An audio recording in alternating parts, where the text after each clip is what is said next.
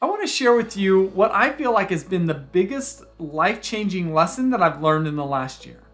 And it involves understanding the role that trauma plays on our mindsets. You see, our mindsets are neural connections that help us to process and make meaning of our world.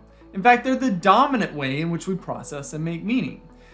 And when somebody goes through trauma, it affects our mindsets. It affects our meaning makers.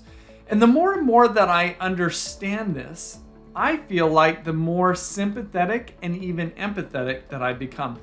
Another way of saying that, I think I've become less judgmental by understanding the role that trauma plays on people. Because in the past, when somebody would do something that didn't make sense to me, I think I would be a little quick to judge them, thinking, man, that person is an idiot. But now, when somebody does something that doesn't make sense to me, I first probably wonder, well, what has that person been through such that this action or this decision makes sense to them?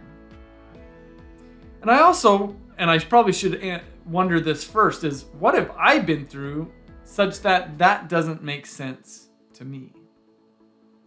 You see, what I've learned is that there's a reason for everything somebody does. And if I'm not willing to step into what they have been through in their life, I should be in no position to judge the decisions or the actions that they take. But if I'm willing to step into and understand what they've been through, it helps me to be, as I mentioned, sympathetic and empathetic to them.